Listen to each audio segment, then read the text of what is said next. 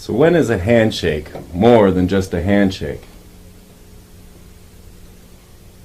When it's there to signify an allegiance to a secret society. When it's there as a symbol to let other members know that you're with them. All through the ages, secret societies have used secret gestures and signs to allow themselves to know one another, to let you know just who's in this pack. So when is a wave more than just a wave? When it's meant to signify something to those in the know, those who belong to the secret societies. Now, most of you think these are guys that just dress up in silly outfits and ride around in little scooters. They may seem innocuous enough.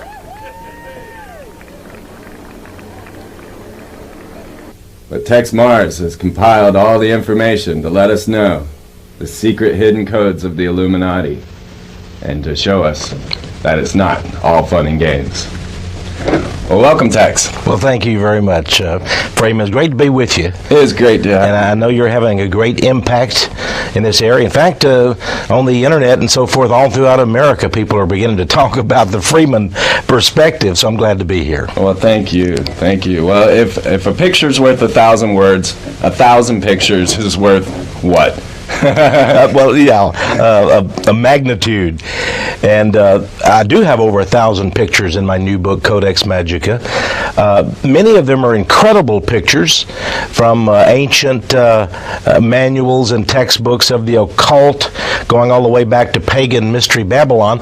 But of course, we have the incredible numbers of politicians, financiers, bankers, entertainers, probably the elite of this world who we have, well, let's just face it, Freeman, we have caught them in what is basically an occult ritual, and it's sort of a we're in your face type of thing. Absolutely. They're taunting the American public and saying we can carry on occult rituals right before your eyes, and they're saying you, the public, are so stupid and so ignorant you won't even know what we're doing. And that's why I'm glad we're going to inform some people, and they're going to discover what is going on before their very eyes, and we're going to expose, let's just put it in an old Texas term, these rascals. Yes, absolutely.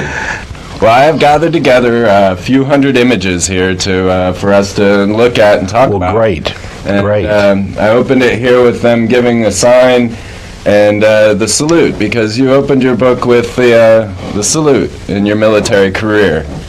Well, Freeman, you know, there's certainly nothing wrong with a military salute, and as an Air Force officer myself, thousands of times I saluted, and it's a sign of a greeting. It's a sign of, well, it's in a sense, it's a sign of superiority, officer over enlisted too, and of camaraderie. But I also noticed this, that there are many people who make the salute in a different way. You know, some very crisp and military-oriented, and some sort of lackadaisical. But you know, when a salute is a salute, regardless of, you know, this or that, or, you know, the various forms of it. And so in this book, I tried not to be dogmatic. I understand that in the process of talking and interacting in daily life, that our hands may end up in funny places. And so I don't want to stretch facts, but what we're going to see, I know, in this series of slides and images, we're going to see hand signs quite often that are improbable.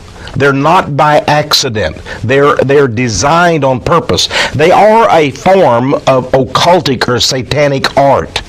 And you know, it's interesting. Marshall McLuhan, the famous Canadian who wrote about the media and how the media was able to brainwash people, he said something I thought was interesting. In one sentence, he stated, "The police state is now a work of art." Absolutely. And I think that's a fascinating thing. Are we going into a police state? And you're showing some things here, the Nazis and others. We see various hand salutes. There's Arnold Schwarzenegger. Surely he's not giving the Nazi salute, is he, Freeman? Oh, yeah, he loves the Nazis, and his father was SS, and he wants to be dictator of the world. He did say it. The only difference that I see between Hitler giving his salute and Ashcroft and Bush and Billy Graham is that they're smiling. Well, yeah, and smile they should. After all, look at the success that they're able to. You take Graham, of course. In 1966, he was at the House of the Temple for the 33rd degree initiation ceremony. And this was reported to me by Jim Shaw, who went on to renounce Freemasonry. He was initiated as a 33rd degree Mason. So Billy Graham is a high-level member of a secret society. This is how Billy Graham became famous. This is they make these people through PR. They own the media, and they're able to manufacture personalities. Absolutely. I see this, and I see it over and over again, and we're going to cover so many of these people to see how they create these type of mindsets. That's really what it is. It's a mindset that people are being placed into. And so now we're seeing open Satanism around us all over the place. That's what it is. It is a form of Satanism. Now, remember, people in many of the secret... Well, there's an example right there. Pat Robertson, you see that as a very irregular... People don't pose for a picture with their hand looking like a claw. Right. And, of course, this has to do with the one of the Masonic signs in which he's basically saying that if I divulge the secrets of the order, may my breast be torn out and put on top of a steeple and the vultures tear at it. And all. So he has taken a hideous, just grotesque oath in his Freemasonry.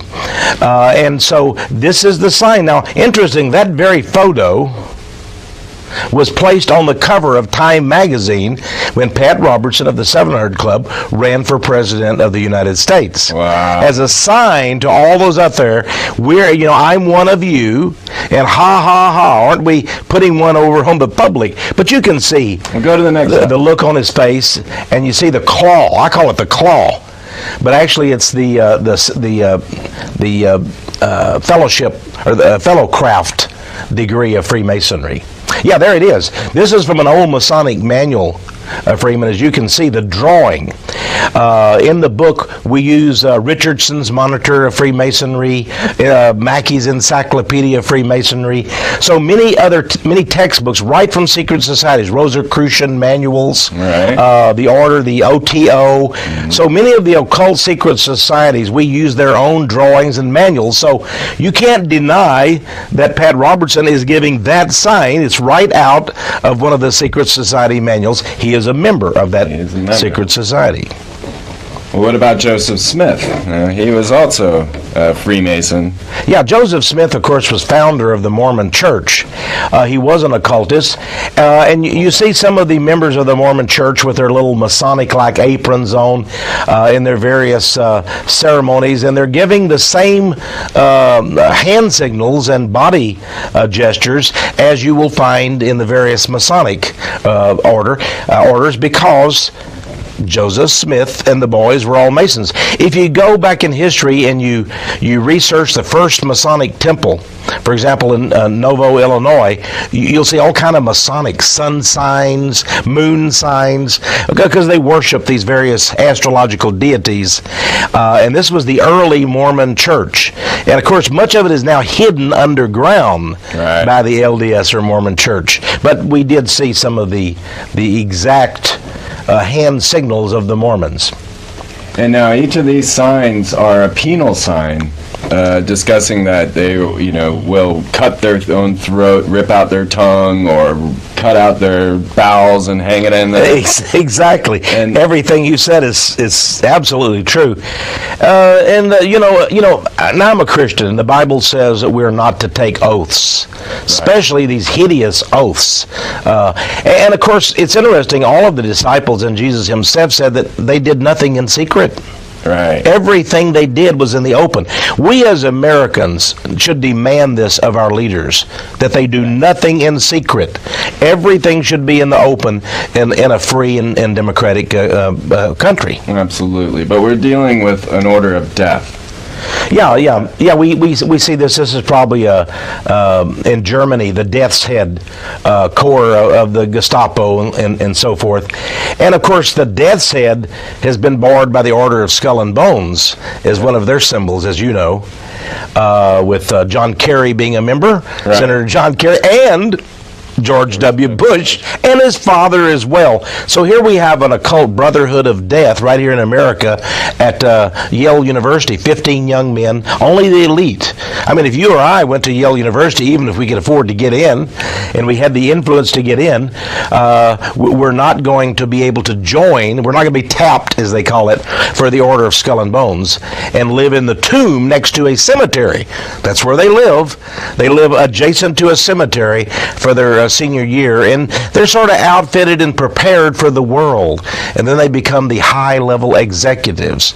And that's why George W. Bush, when he ran for governor of the state of Texas, he had no opposition. No. The minute he chose to run, the Bush dynasty went into operation, and all the other people said, we don't want any part of that. We don't want to make the Bush dynasty mad at us. So these people have favored lives, you see. And knowing this crew, I really believe that H.W. would have used some ritual and also psychological warfare on his own child to bring him up in a particular... Oh, absolutely. I'm sure of that. Many of these people have all kinds of rituals and requirements.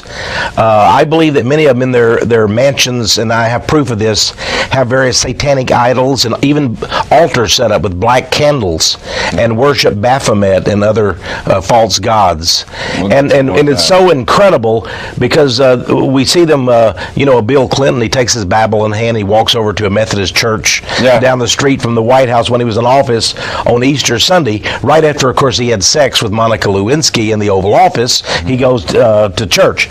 But in fact, these people are members of the Bohemian Grove, the Order of Skull and Bones, and they do various hand signs, have various rituals, and they're not at all Christians. Not at all. Not even close. See, I found this picture of Jesus giving a hand sign. There was an article about Jesus being a Freemason, and they. Oh, is that right? But we know, of course, that the Templars and the Masons have a large deal to do with building cathedrals. They do, because there's such a thing as occult or sacred architecture. Yes. And I noticed on the intro to this program, a tremendous job you did showing some of the buildings even in downtown Austin with some various messages embedded in the very architecture. Yes. Of these buildings. So it's interesting, if Satan is prince of the power of the air, a demon, if you will, a devil, then is he not flying in the skies above, sometime looking down and saying, "Isn't it wonderful? The world is patterned after my design." And the Masons, of course, call themselves, they say they worship the grand architect of the universe. Yeah, here's the Pope.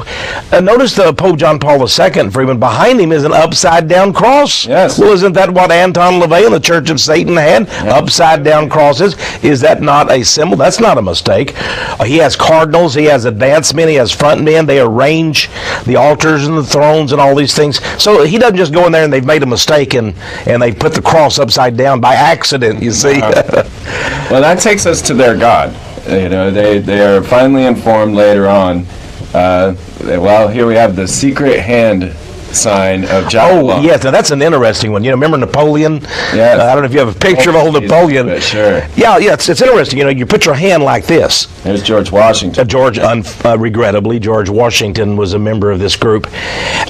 And I used to see Napoleon giving this sign, and I said, well, maybe there he is.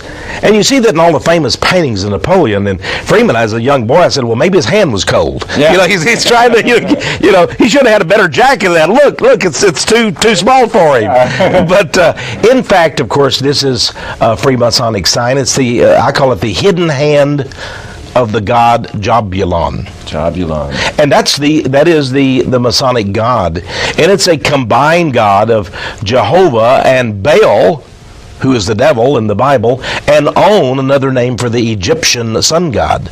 And so they have this unholy witches brew combination, and higher level Masons are told this is the god you worship, Jabulon. Jabulon. Oh, there is one of the Masonic symbols, and as you can see, you have a triangle, the unholy trinity of the devil, and you have the eternal circle, the satanic boast that he will reign forever, and there you have Jah, meaning Jehovah, but in an unholy mixture, he's mixed with the bull, you might say, or Baal, and the Bible mentions that Baal is indeed a one of the ancient Canaanite fire gods, which is the devil, and then you have On, or On, which is the name of a city in Egypt wherein they worshipped the great sun god. And of course, his all-seeing eye is on our dollar bill. Yes. So how did that get there? Well, there's another story behind that. Well, we're going to get to all of that. This is the Tau sign. Go to the next shot there. And here again we have, this is the highest sign of Royal Arch Freemasonry. Well, now there we have something that would appear to be from the Bible, because the Old Testament talks about the serpent being put upon a cross, and anyone who looked upon it was healed. But of course, in the occult, then, they make the serpent to be holy. Yes, they do. They're in their own works. In their own works. And that's why the cover of my book, Codex Magica, has this Ouroboros serpent swallowing his own tail, which maybe we can talk about. Hey, here you've got an image of Aleister Crowley, the great, I call him great, he was really infamous, right, a British Satanist. And L. Ron Hubbard went and studied under this British Satanist and founded Scientology. But here, look at the symbols of his hands and the radiant sun with a triangle on the headgear. Absolutely a Satanist. He would carve satanic images in the breast and the chest area of his women. He had a harem. And of course, he was also a bisexual, so he had males who he had sexual rituals with as well. These are all hideous emblems that bring in the male phallic symbol and all kinds of things. They seem to worship that a lot. Well, they do. Basically, all of these cults are sex cults, because the mystery religions, they go back to the mystery religions, and they're related to that, and they're all sex cults. They had the goddess, remember, they had the holy prostitutes in the temple, and all of these are throwbacks to those kinds of things. What we're seeing there underneath the Jabulon symbol, underneath is a 3x3 ceremony in one of the Masonic rituals, and basically they do their hands and legs in such a way that literally it forms 666 when you get to various numerological configurations. I found a lot of 666s, and this leads us to Albert Pike here. Yes, a little bust of Albert Pike. If you go visit the House of the Temple, and they do have tours in Washington, D.C. I've been there. Oh, have you been there? Okay, I've never been there. I have many pictures of it, and it's exactly 13 blocks from the White House.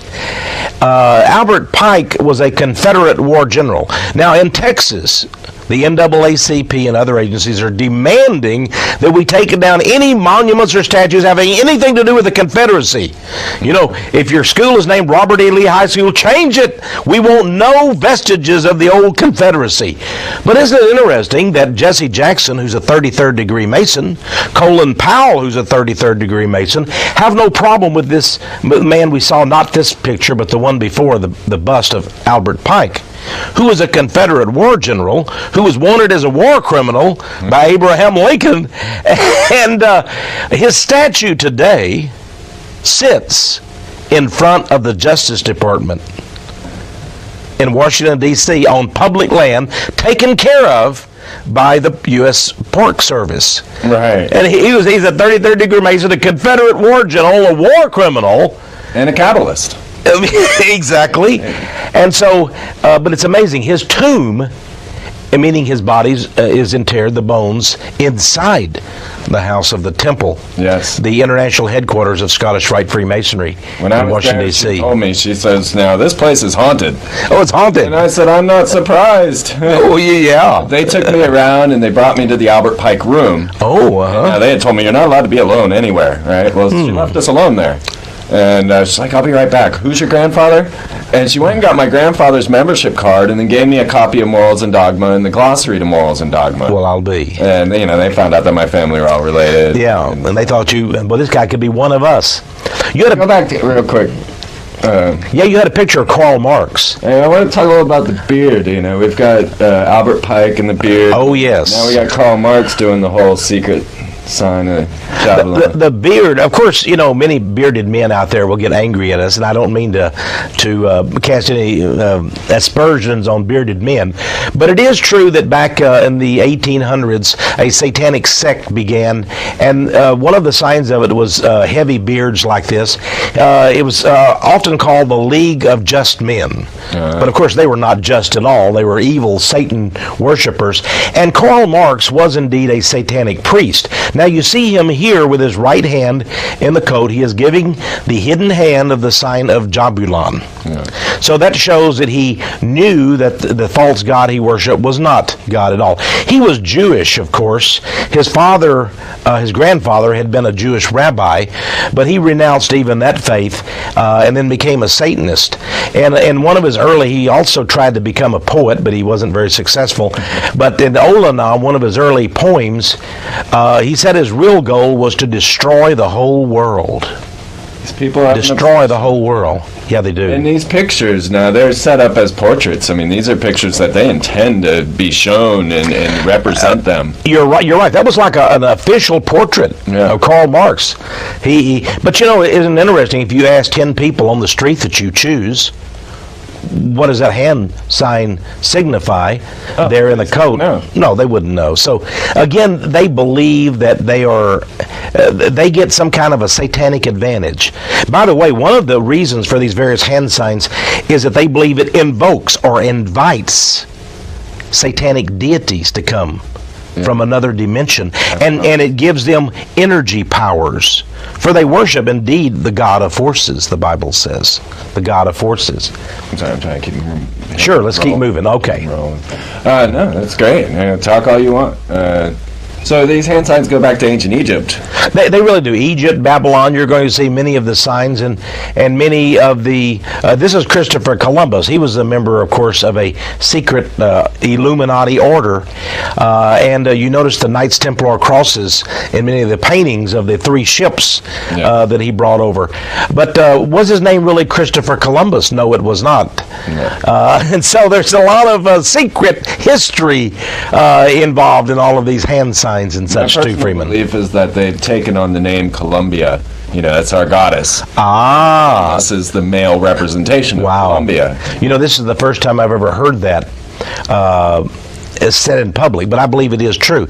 District of Columbia, as you mentioned, the nation of Columbia, and we have if anybody would like to see her picture, maybe, I don't think it's a good representation, but we have Columbia Movie Studios. The gal with the Roman toga, and she's has a torch, that she's holding up and such. Well, I set you up here a little clip here. Okay. The hook 'em horn sign. Now, this one, people say I love you, or, they say it means so many things, but it has always been something that rock and rollers use, and always been in connection with Satan. It has. At first, when you had the really deep, back in the 80s and early 90s especially, and 70s, the heavy metal satanic rock people, that's when it really began. And Ozzy Osbourne, I remember one of the concerts, I never went to him, but I read that he actually had an altar call for the devil and said, come forward and worship the devil and give your life to the devil. And all the kids would be doing this kind of sign.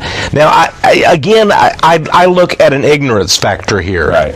And I give people, I'm not saying that everybody that does that sign is a Satanist. And of course, what we just saw was the University of Texas sign and the Longhorn sign. And I'm not at all impugning the integrity of Texas Longhorn fans. I'm one myself.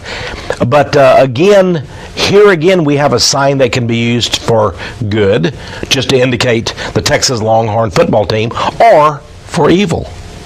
Well, open witchcraft. I mean, we practice witchcraft openly these days. Roll this clip here, Shag. And, we have Matthew McConaughey, who, for A&M. I need some thought here. You got to put a lot of thought into this hex because it's really powerful, or we wouldn't be up here doing this with these red candles, right? We don't even like red. The tradition of the hex, lighting a red candle, goes back to the 1940s. The truth is, A&M was killing UT for a number of years in a row, and a couple of students decided to go to a palm reader. So they hired a local witch to put a hex on. She said light red candles and keep them burning. And we broke their curse in their undefeated season, 21-0. Ever since then, Texas kicked the crap out of A&M. and on this 64th anniversary of Madam Hippel's spell, these hexers mean business.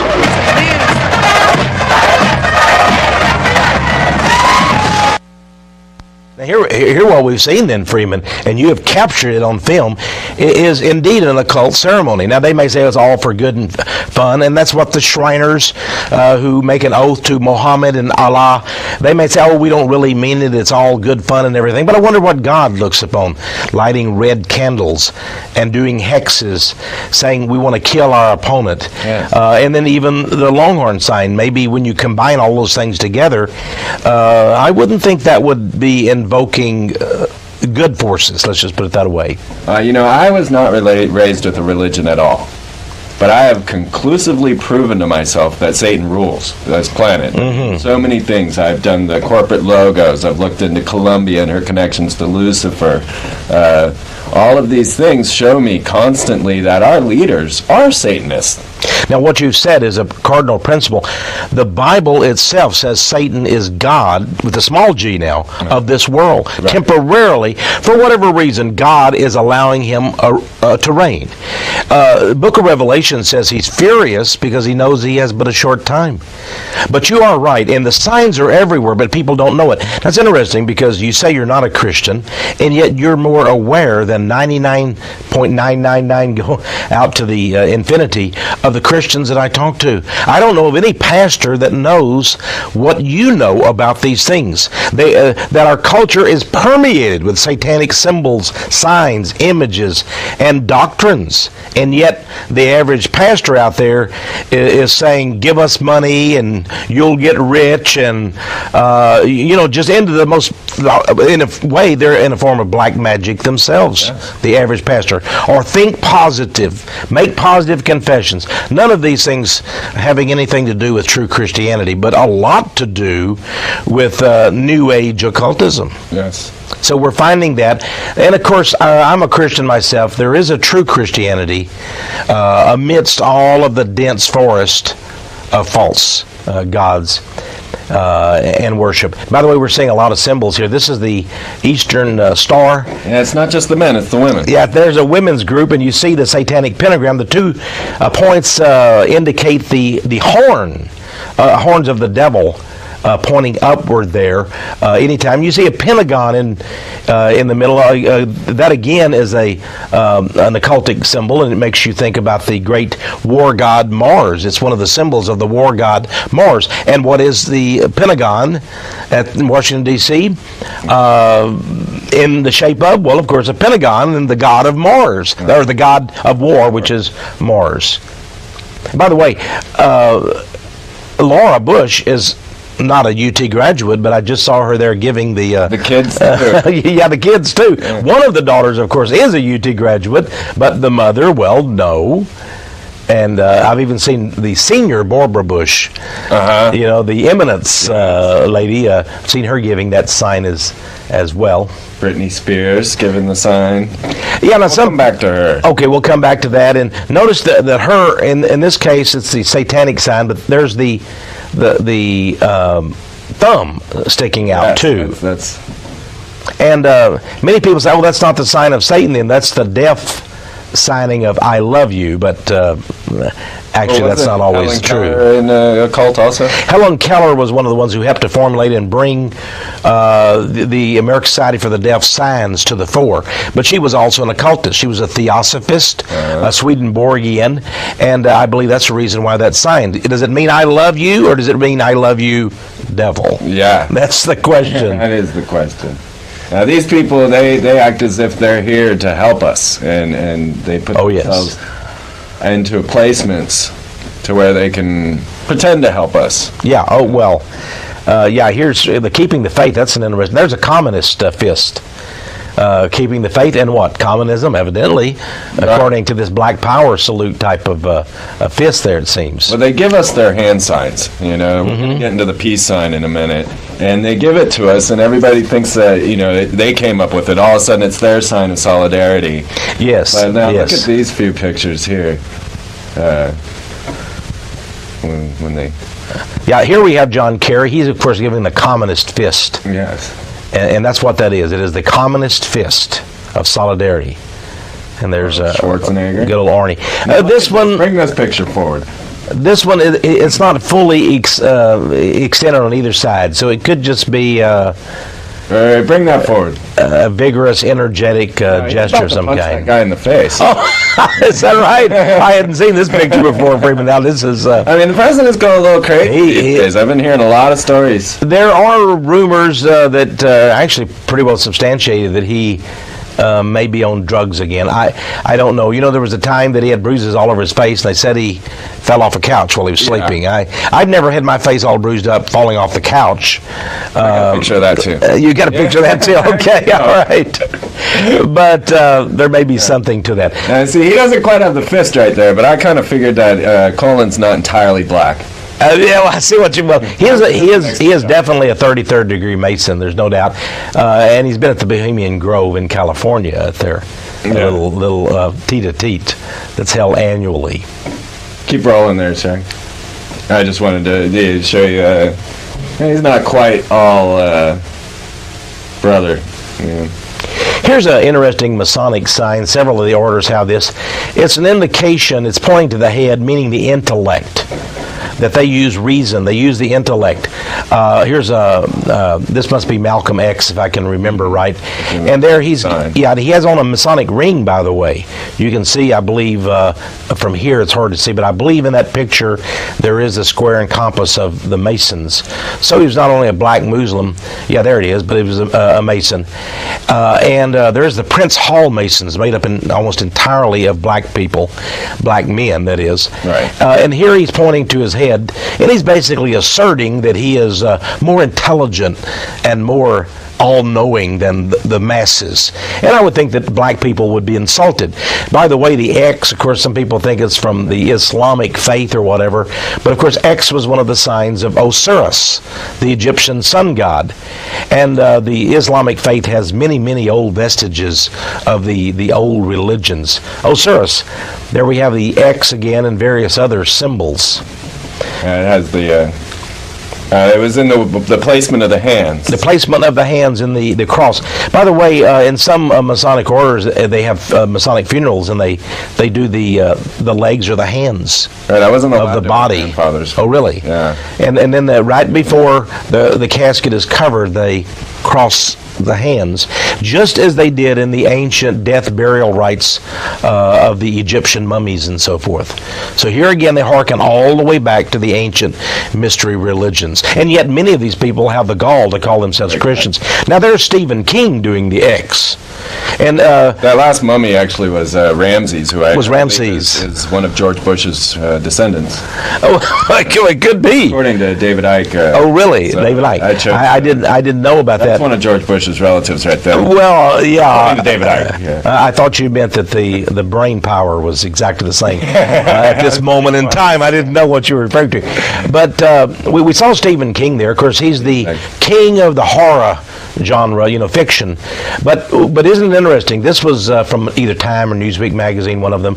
But here's an enigmatic sign he's giving, a mysterious sign. There was no caption that explained it. This is, I mean, people don't just, you don't take a picture of them and they don't just cross their hands like this. This is very obviously a sign of the dead. Yes. Going all the way back to Egypt. And I think he identifies with the dead. Yeah. And maybe he's been given special powers by forces from beyond, in other words, demonic, to write his books and become famous and rich. It seems that, you know, I was watching Ocean's 12 the other day, and the guy in the movie is like, oh, it's like this Kabbalism stuff doesn't even work. Oh, yeah, they're sort of letting you know they're practicing Jewish Kabbalism. Jewish Kabbalism is a system of sorcery and medieval witchcraft that Albert Pike, in his Morals and Dogma, you know, his former sovereign grand commander, actually admitted was the very basis, the core of the Masonic rituals. And then he called for the Holy Masonic Empire. Yeah. That is the royal secret, he said, that we're going to set up an empire on Earth. Now we have the X-Files, but right before that, you had Dick Cheney. Dick Cheney was given a speech, wasn't he? Yeah, and there was an anomalous X that kept showing up over him. Yeah, on CNN, and here he's giving a speech talking about trying to justify the Iraq War. This was just a week or two ago, and this X shows up. Well, does it mean he's going to be X'd out? That would mean, you know, you're going to be killed. Well, I hope that wasn't true. I hope nobody is planning such a dastardly thing. You and I would be opposed to that. Absolutely. Even though he's not a very nice man. But it's interesting that somebody, maybe knowingly, put that X there. Yeah. Maybe they were identifying him. And by the way, he absolutely, his own office admits that he is a 33rd degree Freemason. Well, they know, you know? Yeah. They know. Like, go to the next shot here. That is Scully, Dana Scully's tattoo off the really? X-Files.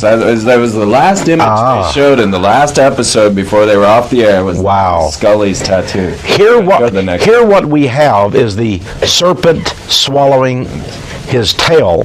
This is the royal secret now. Now, this was another TV series called Millennium that was very popular right before the millennium, the year 2000. And that serpent biting its own tail is also found in the 33rd degree emblem of Freemasonry. It's found in Theosophy, which is an occult system and group. But that serpent is very, very important. Here we have Lenin, and some artists in Russia portrayed him as, a saint. St. George fighting with the riding of the white horse, fighting the serpent. But in fact, he was in bed with the serpent, wasn't he? Absolutely.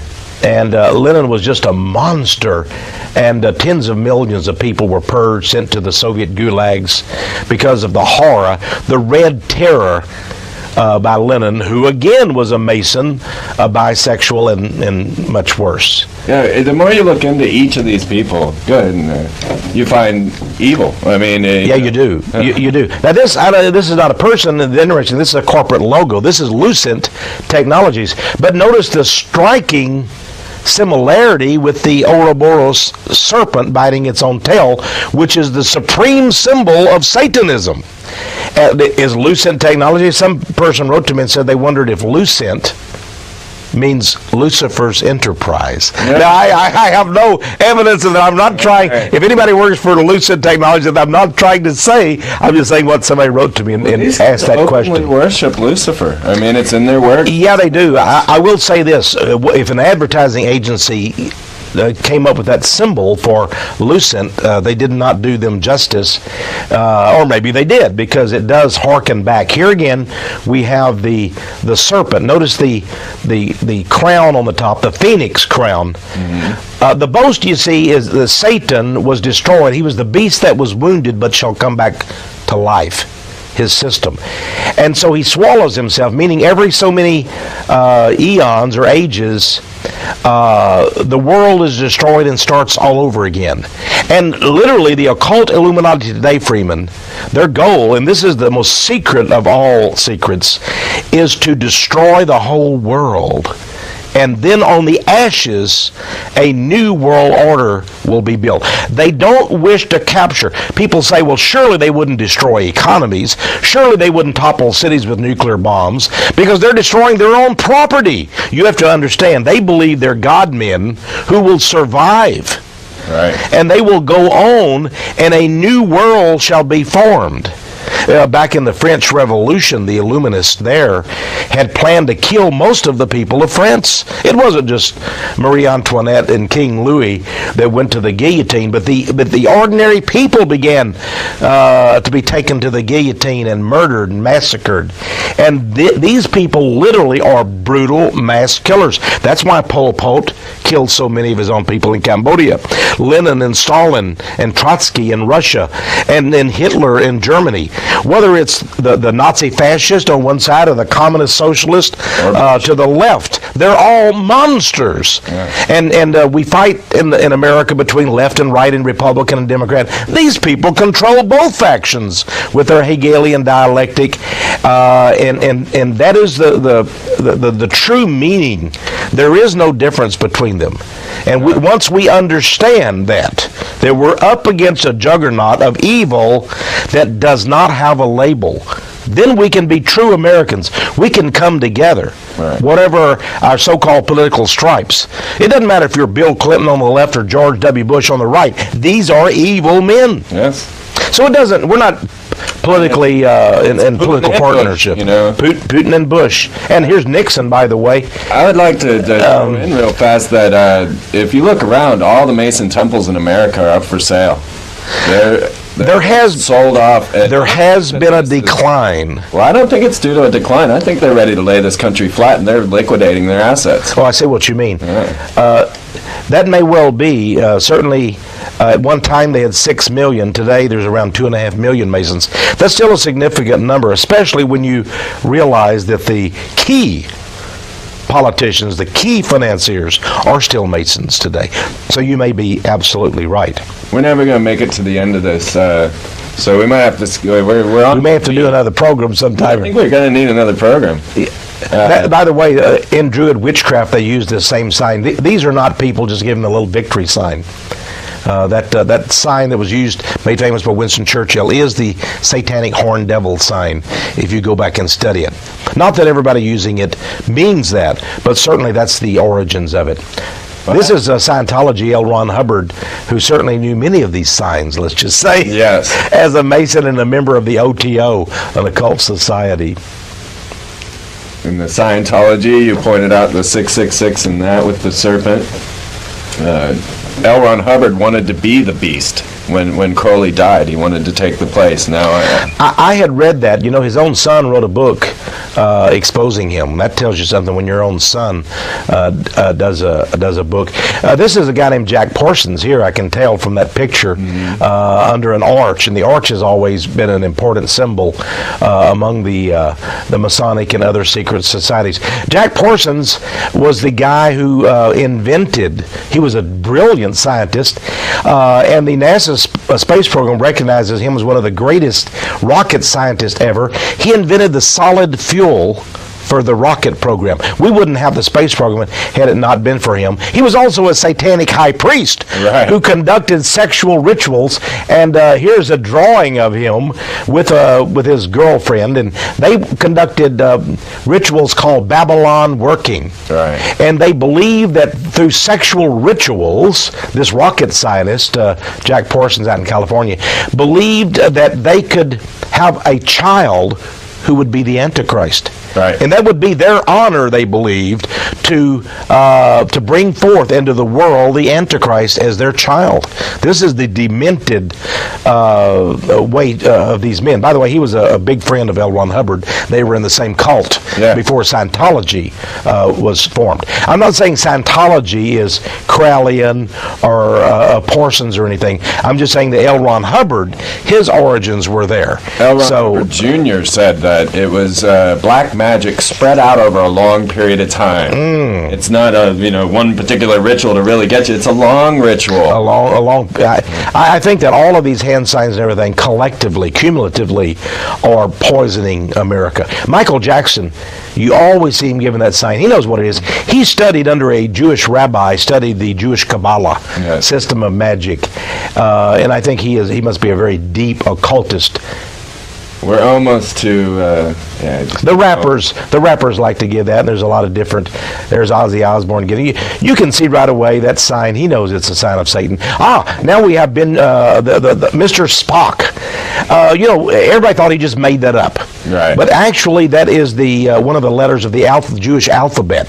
So this is Jewish Kabbalah. This is magic. When he did this on Star Trek, he literally was causing every person who was viewing that program to become participant in a Jewish Kabbalistic ritual. That's called the letter Shin in the Jewish alphabet. So that wasn't something that the creators of Star Trek made up.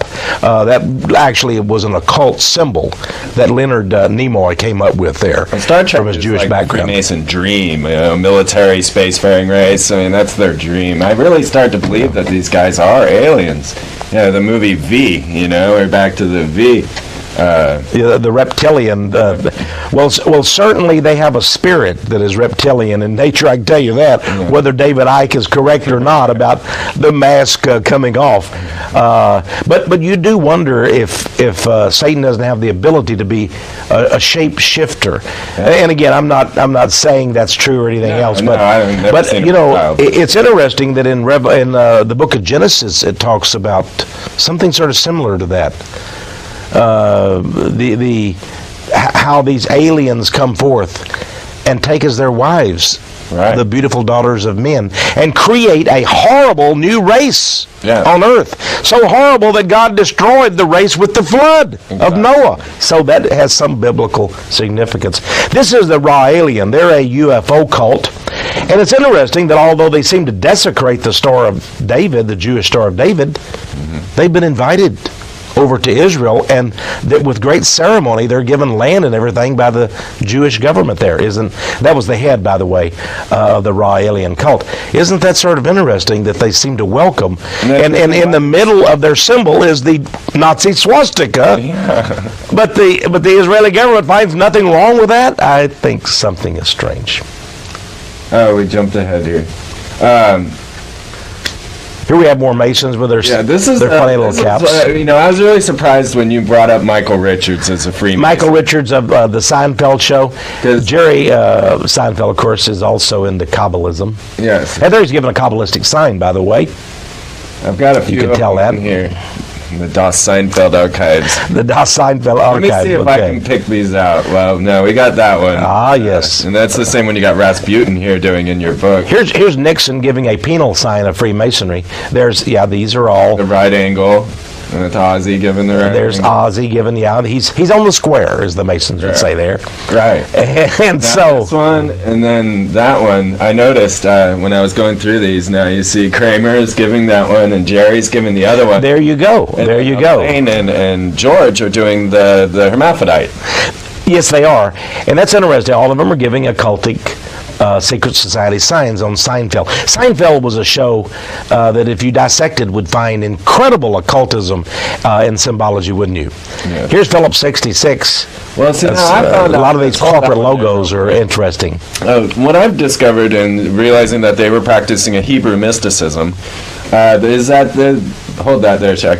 The letter V in Hebrew is 6, right? Oh yes, and the vowel. Yeah, that's correct. Instead of So when you look at VW there, you actually see two very V's, interesting. Right? W. Which I found the number 66 is the number of the fallen angels. Wow. And so W actually means the fallen angels in magic.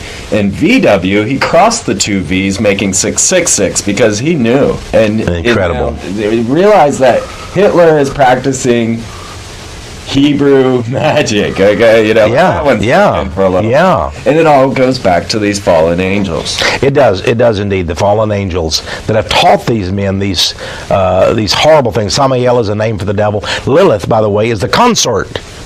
Of the devil. This is the mistress of the devil. There we have Baphomet, the horned god. Well, he's saying that's for the sign for W, but is it?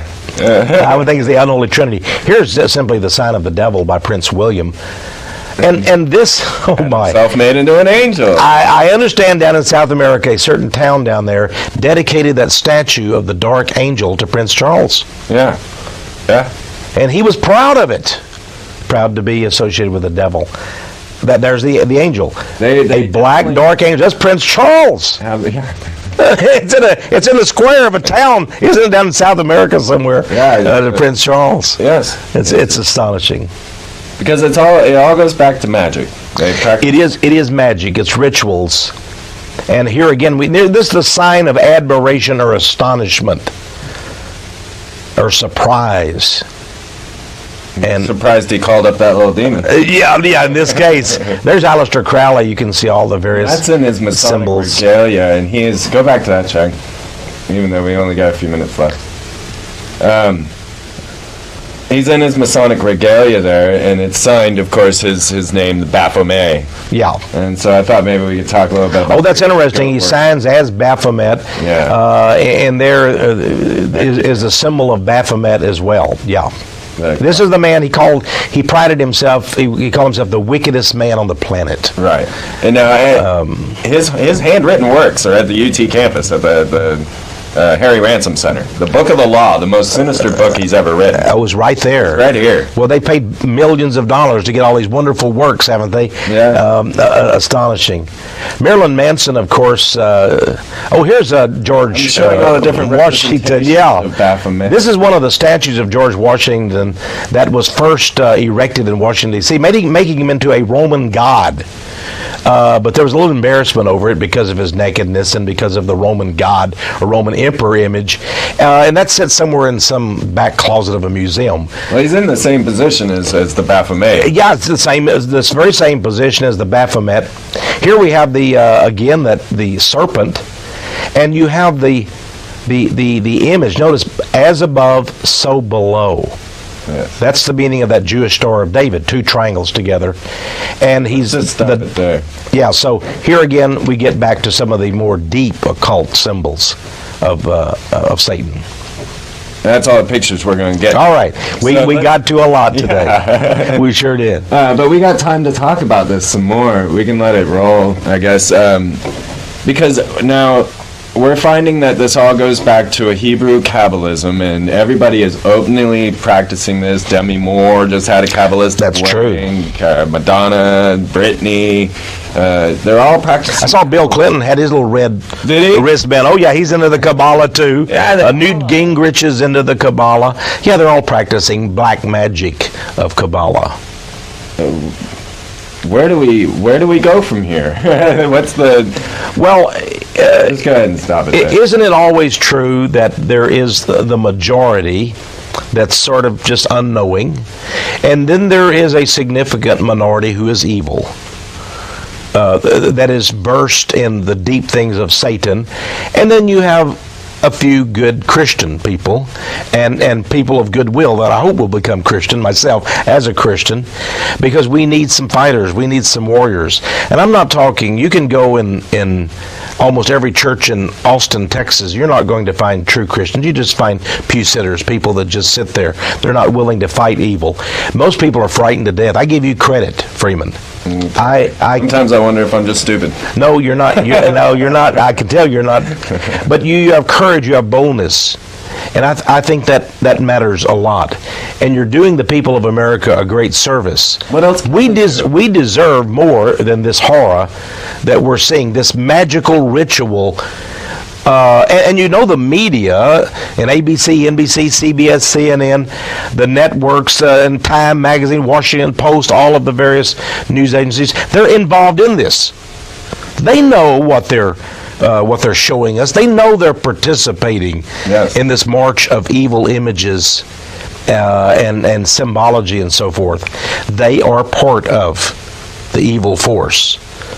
But I want to assure people, though, these people are not going to win ultimately. They have great power. They can do great damage. But I don't believe ultimately they're going to win. I believe truth has its own reward, and it has its own great power. And I believe, I don't mean to preach to people. I'm not here to do that tonight necessarily, but I believe that the resurrection power of Christ Jesus demonstrated the power. The devils of hell couldn't keep him down. He triumphed over them. Jesus told me I could walk on water. You know? Yeah, well, he could. He can walk on water, and I think these people, in a way, are pitiful. They're much miserable.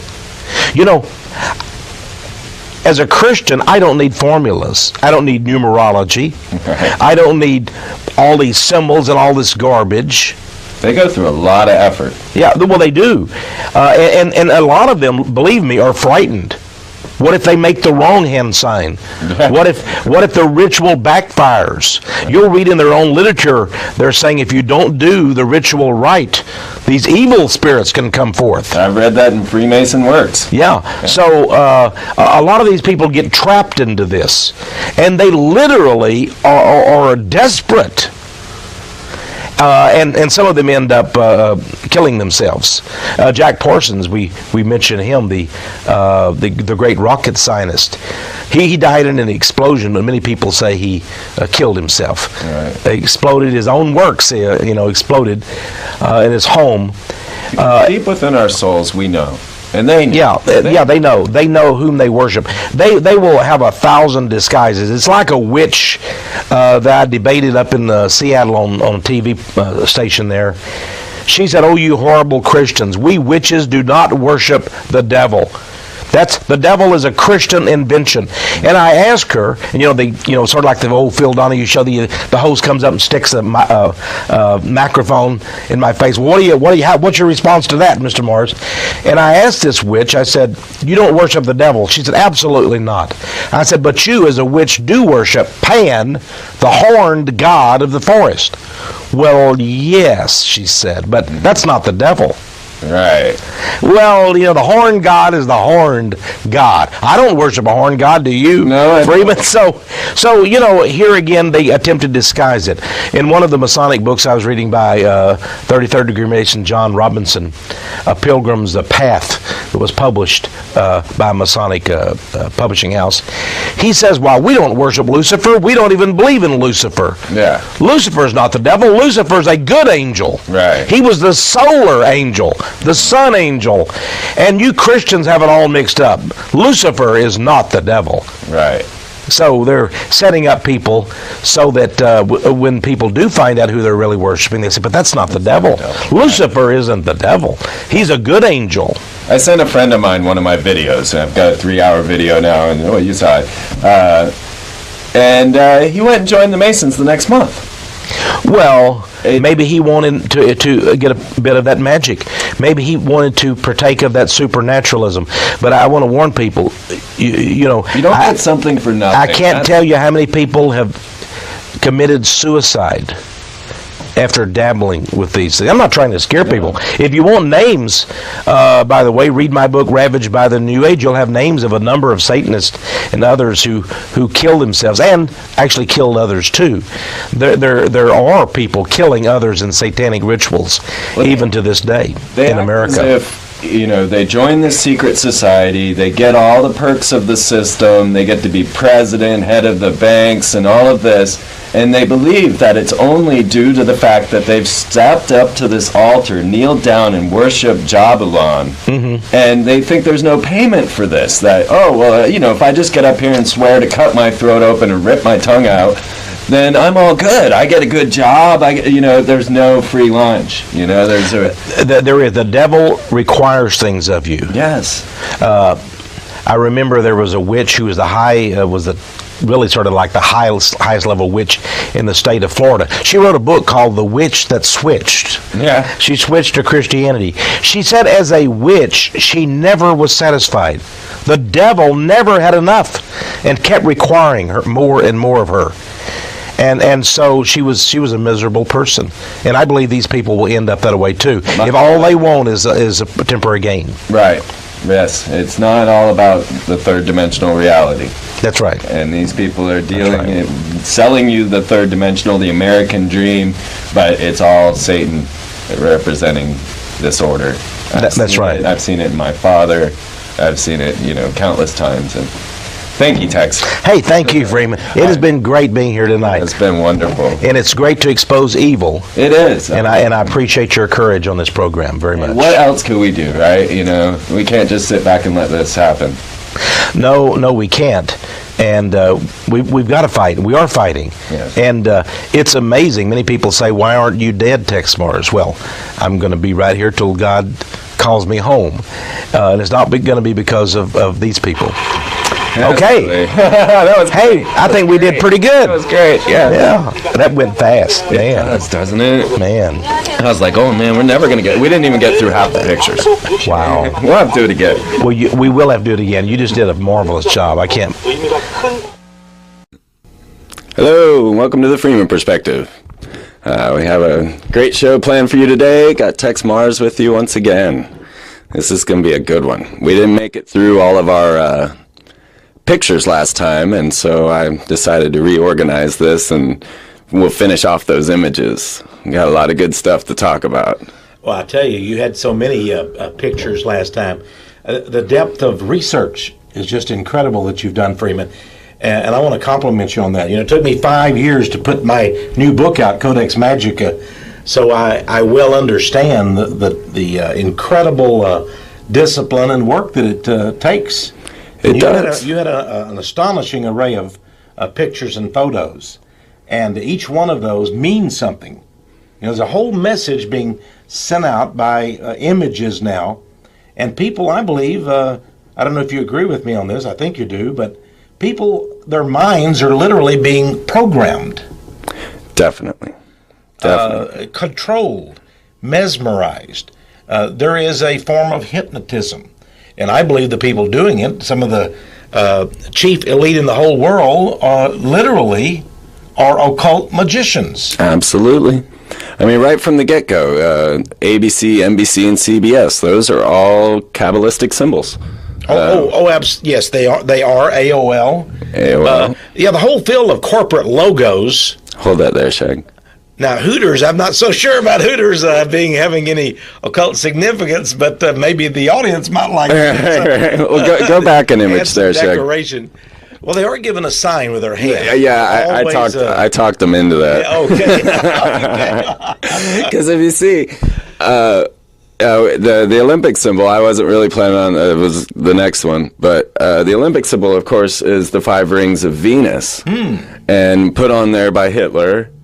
But I wanted to get to the goddess, because here she stands on our Capitol, holding her pentagram. Lady Liberty, that's right.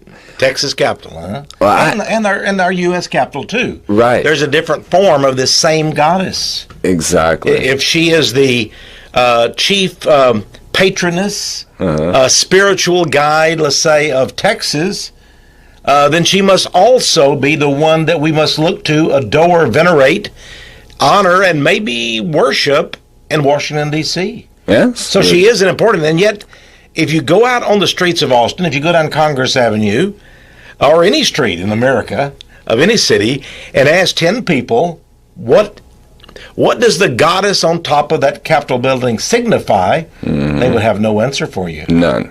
They might say liberty, right? The Statue of Liberty. But other than that, they have no understanding. You mentioned Venus. You brought in an ancient god, or goddess, I should say, the love goddess, Venus.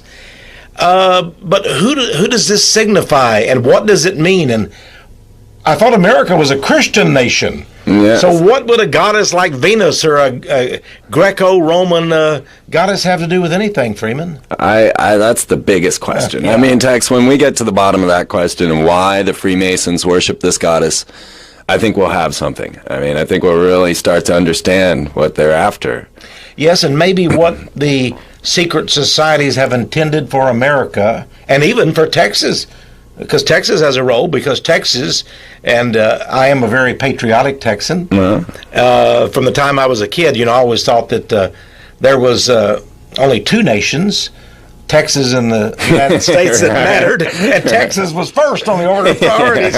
So I am a very patriotic Texan.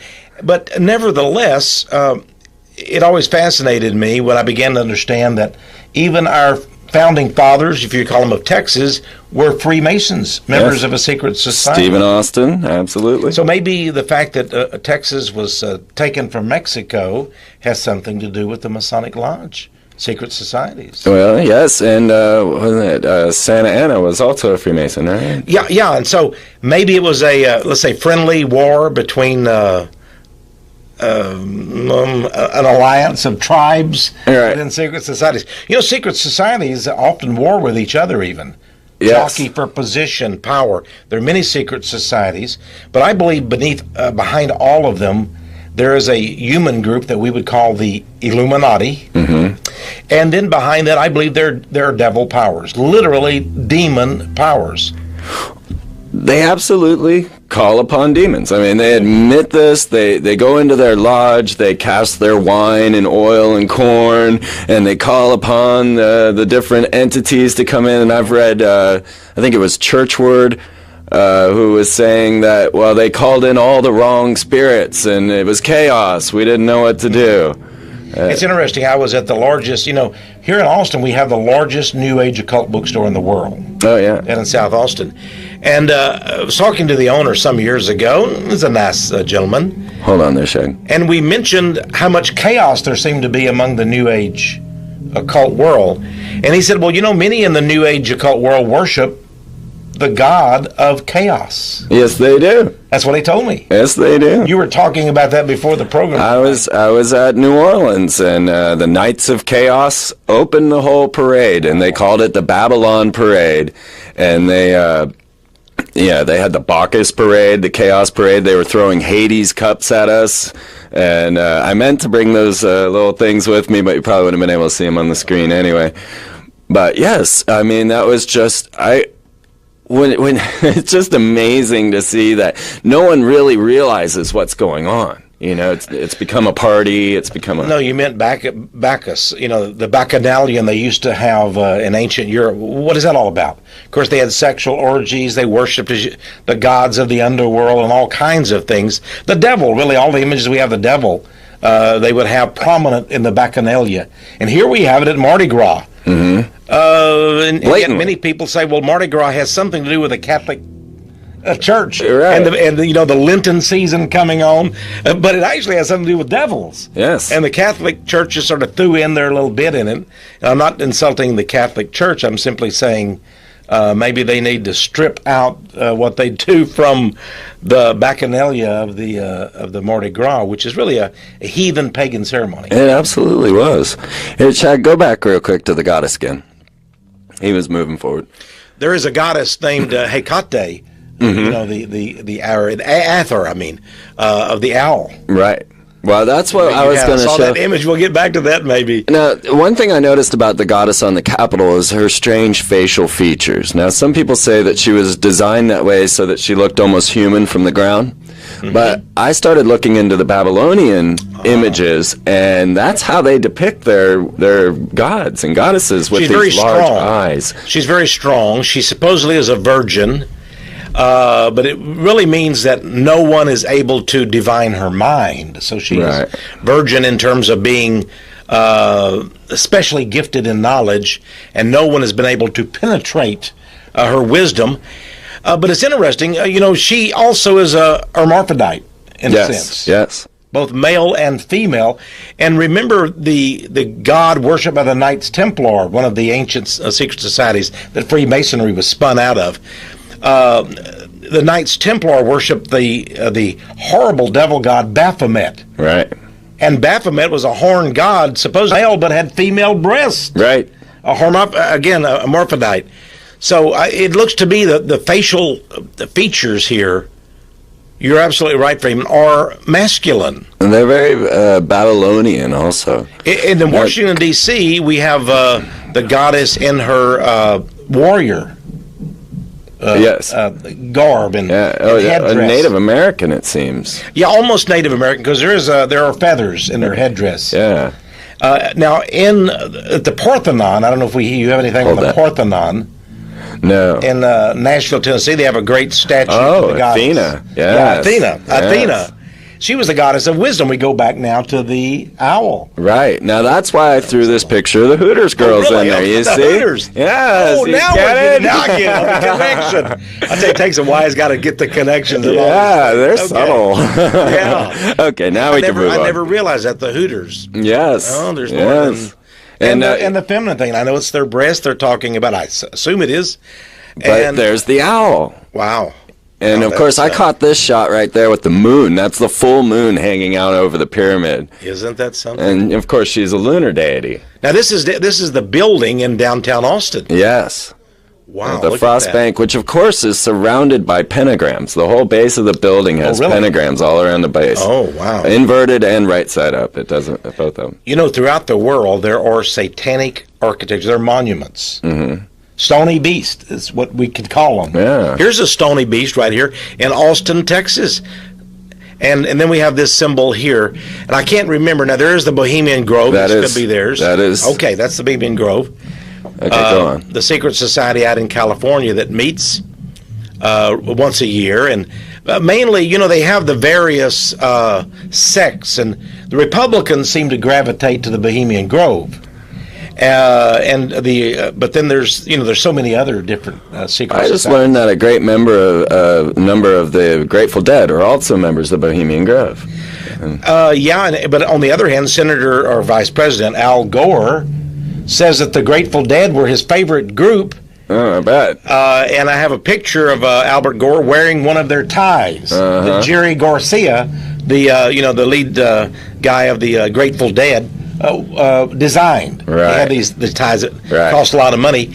And of course, they were originally called the Grateful Dead concerts. Albert Gore. Now he's a Democrat. So, it is true. Not a dime's worth of difference between the. No. Now originally they were called the Warlocks. Oh, the Warlocks. Yeah. Oh, so witches. Yes.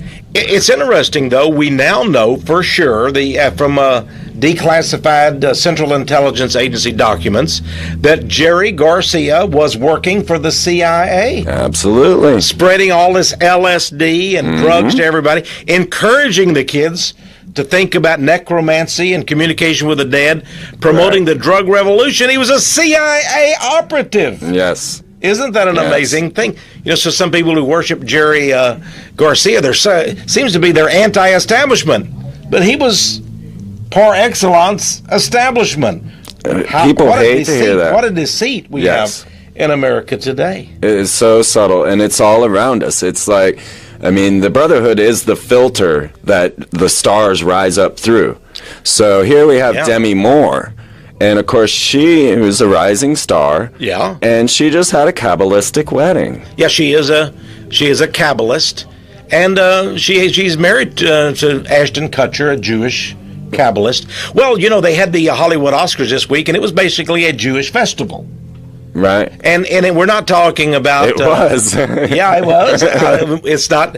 In fact, there's an article that I saw in Jerusalem Post that came out yesterday, and it said... They say we own Hollywood. We do. So what? As a Jerusalem Post, like, yeah, we own it now. We're finally willing to admit it. Well, how could they hide it? Well, they really can. You know, that Jon Stewart, who emceed the awards, was Jewish. Right. Sandra Bullock, bless her heart, and I love her. She's Jewish. So we have a Jewish festival. They own Hollywood. They've always owned it. A man named Gabler wrote a book some years ago, and Jews actually bought the book in great numbers. It was called An Empire of Their Own, How the Jews Took Over and Now Control Hollywood. Well, have a look at this clip. Play this clip, Shag. This is Madonna. The Material Girl. The Material Girl. And, you know, because she was such a whore, and then represents the Madonna, right? You know, she is. Oh, I see what you mean. She's the epitome mother of the whore of Babylon. Yet it's a mocking of Mary. Exactly. Yeah, I see. Yeah, and her videos express that. Yes, I mean we've got war, hell on wheels. There's always, it seems, something about to blow up around Madonna, which brings us to the latest controversy. Her new documentary, I'm Going to Tell You a Secret. Clearly, her belief in Kabbalah, the study of Jewish mysticism, has deeply affected her. Is the young woman who once so publicly rejected the Catholic faith of her childhood now Jewish? You attend Jewish services now. Well, that's what some people think. I don't attend Jewish services. Straighten us out. Well, I hear the Torah, but I'm not Jewish, and nor have I converted to Judaism. I think I'm connecting to something that predates religion. Okay, hold it there. The Jews who are not Jews, you know, they openly admit they practice this Kabbalism. Hollywood's rife with it, but yet we're all left out of the loop. You know what's going on? You know. Well, first of all, you have to ask yourself, what is the Kabbalah, the Jewish Kabbalah? It's spelled about 3 ways, but whichever way it's spelled, it means the same thing. Now, if we look at the Kabbalah, it's a system of sorcery, witchcraft, and magic. And there are a number of Jews who are opposed to the Kabbalah. We need to know that first of all. Right. And yet there are even Orthodox Jewish rabbis, the Lubavitchers and others, who have embraced Kabbalah. But Kabbalah comes really, literally, all the way back from Babylon. Yes. And it was Babylonian magic of the worst kind. And it polluted the Jewish religion and faith. But today, there's not only the Talmud, which is the holy book of the Jews, but there's the Kabbalah. Now, there are many volumes. The Zohar is probably the most prominent. But what I want people to know, it is a combination of many occult disciplines, numerology, astrology, literally making the Hebrew alphabet into idols. And colors. There's even colors that make it. If you notice, she was wearing red. Mm-hmm. That's the primary color of the Kabbalah and also of the Whore of Babylon, according to the book of Revelation, the Bible, Revelation 17. Wait, go back.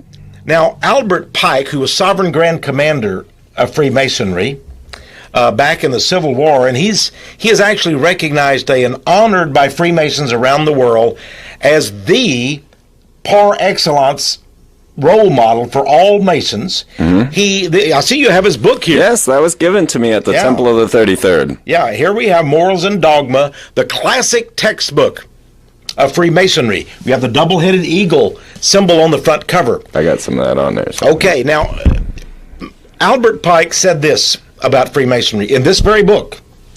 He says that Freemasonry is based almost totally on the Kabbalah. Yes. Jewish magic. Yes.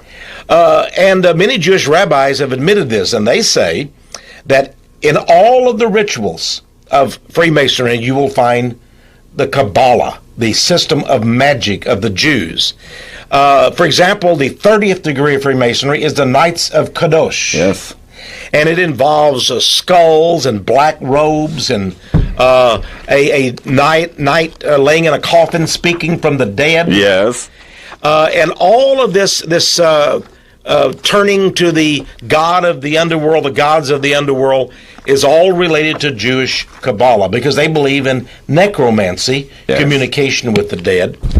And they also believe that it is their goal as gods, once you become a Kabbalistic master, and they believe that in the last days, a Kabbalistic master will come upon the earth, and there will be a Jewish utopia, a new world order of the Jews, and all Gentiles who convert at least to Kabbalah. Now, they don't have to convert to Judaism. Right, as Madonna was saying. But they must go along with what are called the Noahide laws and be good Gentiles and go along with Kabbalah.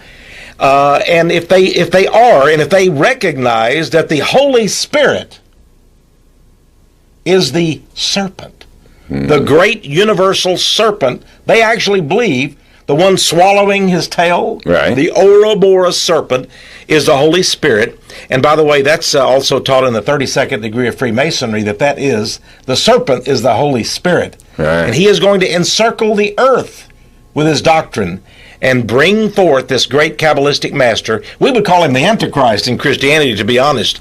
So this is just a number of their doctrines. Now, Madonna may have got into it because she lacks the magic. She thinks she can get miracles from it. Right. She can enhance her power. Well, she raised to the top. Yeah, she can be like a witch who can charm the world and bring enchantment. Yeah, she has raised to the top by worshiping, I think, nothing but Lucifer. Yes. And look at her. Oh, well, this is Brittany. Brittany. One picture there. She actually passed on the Madonna-ship to Brittany, and then Madonna became Esther. You know, I never had thought of that till you told me about that, Freeman. That kiss. The kiss. Because in all of the Kabbalistic secret society rituals, they are based on a foundation of tantra, or sexual ritual. Yes. And that's the meaning, by the way, of the G in Freemasonry. You have the square and the compass, and they're mounted on each other. Right. It's the male mounting the female, and they become as one. Right. So here we see a beginning of the sexual act on TV. Right. And notice also you have the wedding of white and black. Exactly, yes. Everything is done in a ritual here.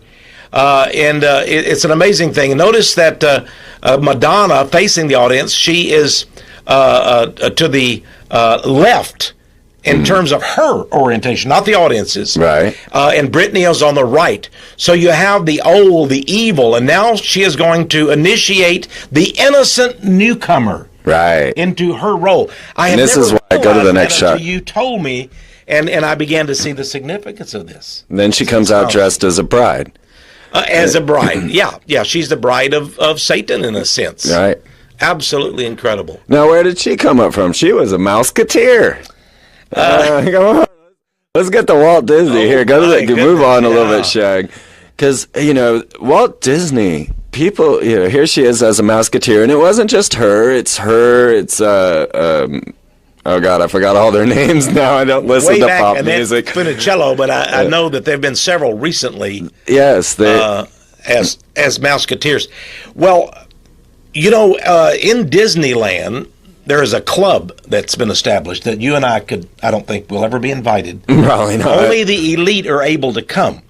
It's Club 33. Interesting. Yeah, 33, of course, is the highest initiate level of Scottish Rite Freemasonry. And there's Club 33. Of course, Mr. Disney himself, Walt Disney, and his brother Roy, they were Masons. Yeah. Freemasons. Well, most people don't recognize, let this play, that Disney World is, go ahead and let that play, Shag.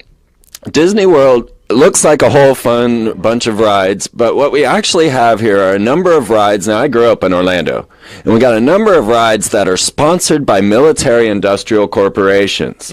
And so when you save your thousands of dollars and go to Disney World, all of that goes straight to the military industrial corporations.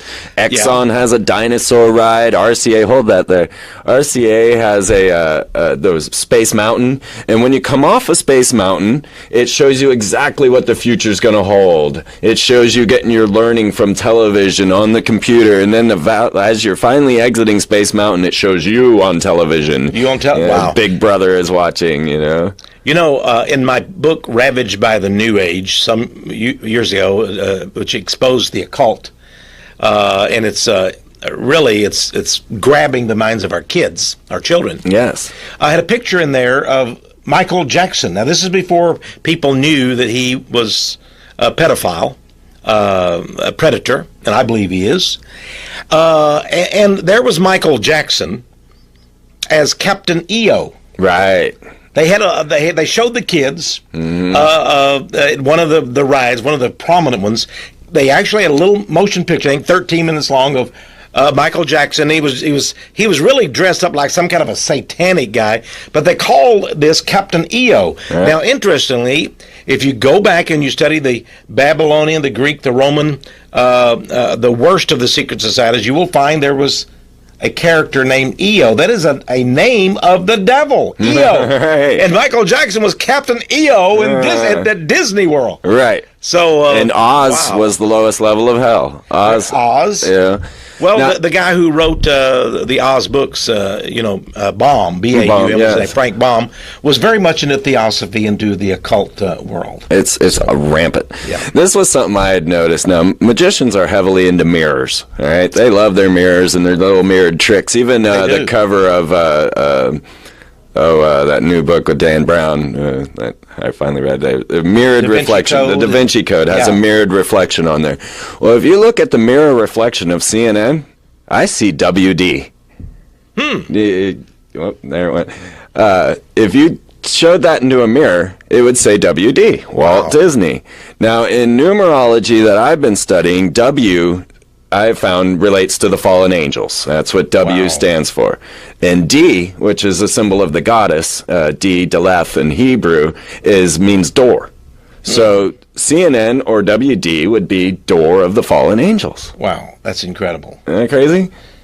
There he is making his right arm, right angle. Well, he's behind you, but yeah, see that he makes sure the right arm. His first movie was called feature-length movie was called Fantasia. Go forward. And the music score was written by Igor Stravinsky, who was a down-and-out hardcore occultist. The movie was so evil in its form that it was not a commercial success. It was a total flop because it actually frightened people. Right. And the movie was so patently evil, they had to actually put it on the shelf. Right. Now, about 40 or 50 years later, only in the last decade or so, they pulled it back out of the vault again and dressed it up just a little bit and gave it general distribution. Now you can get it at video stores, Fantasia. Absolutely. It's interesting. In other words, they say now is the time. People back then, the kids had not been propagandized by television. They don't know about Mickey Mouse as a magician, a sorcerer. Right. And now the magic, you see. So the kids had not been indoctrinated into magic. But now they're ready. They're ready for Fantasia. Right. And it was re-released. Bill Clinton said that in his 2000 speech. He said, "Our children are ready." They're ready for the new age. They're ready. Yeah. Wow. Now, just to give you a little example here in the Littlest Mermaid, or the mermaid story that Disney put out, in that castle in the background is a penis. Go to the next shot. Sorry to say that. It's disgusting. But you're right. They have changed that is the fairy tale castle and given it a penis. I mean, it's right there. I hate to show it, but these guys are phallus worshippers. And what we have is the sun image. See all the sun images there, the shining sun, the color even. This is the basis of Freemasonry and the secret societies and Kabbalah. It is a sex cult. Yes. No wonder Madonna would gravitate. Yes. And to Brittany, back to Brittany, and there she is with her serpent. Now she has a white serpent. Mm-hmm. Now remember again, she came in with a white, wearing a white dress and the wedding dress. Here, the snake, that would indicate that she really is a follower of white witchcraft, the right-handed path. Right. But of course, that's not true. There's no such thing as the right and left-handed path. You're either into Satanism, witchcraft, or you're not. Right. But they like to think that. To me, this manipulation seems like a form of rape. I mean, really. Really? Just to tear the veils. Wait, go back. To tear the veils and force mystical events to occur. Oh, I see what you mean. Well, they schedule all these things and everything, even the presidential inauguration oftentimes, all the elements of it, even the Bible that they give the oath from is from St. John's Lodge in New York City, a Masonic lodge. Everything is steeped in occultism. My father's ritual Bible. And I heard that when Ronald Reagan was going to take his oath of office, his wife couldn't hold this heavy thing. So they substituted a different Bible for him. Yeah, we did. I don't know if you'll get this, but people look at this. It says Holy Bible and it looks just great, but down here you have the square and the compass and the G inside. Yes. And this is the male, and he's mounted over the woman, the square. Right. And it's a diamond. The Hindus talk about the diamond in the lotus, which is a sex phrase, because they practice tantric sexual yoga in the Hindu faith, and they're the word G, which the Masons will tell you means God. Then later they tell their own Masonic people it means geometry. Right. But then in the deeper levels of the secret societies and Freemasonry, you find out that it means the generative act. In other words, sex. Right. It's a sex cult. Based in Kabbalah. Go ahead and keep going here. That's the Sephiroth there. Yes. The 10 parts of the Kabbalah. And there's our goddess of the pentagram. Now the tarot cards is interesting because the tarot cards, all of the tarot cards are based on the 22 letters of the Hebrew alphabet. Right. Here we get back again to the Kabbalah.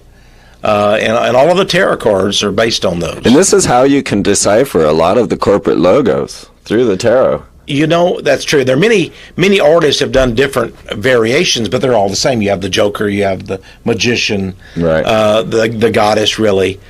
Yeah, that's very fascinating. Keep rolling. Yeah, this was Venus with the pentagram, and our goddess Columbia with the eye. Now, what I found interesting as I started to think about it, Jack Blood had asked me, well, what is it with the eye?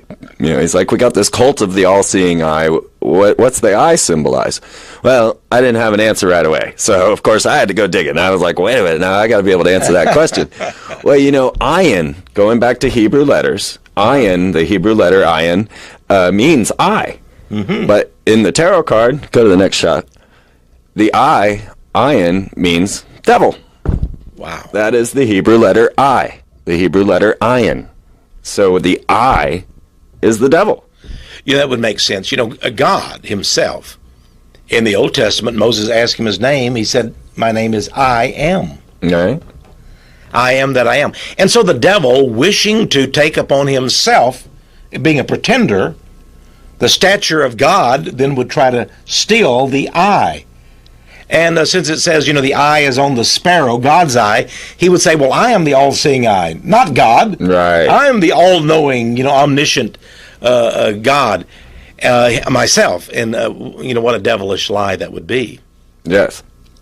Yes. All right, so here we got to the trusted choice and the whole idea of these guys being reverent. Go ahead and now look at that, though, for a moment. Right, you have our mighty president, and this sign is behind him.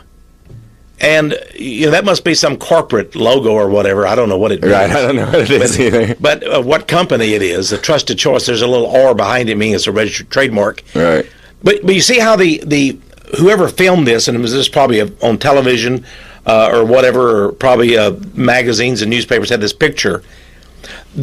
The subtle idea is planted in people's mind. Yes. Here we have people being programmed.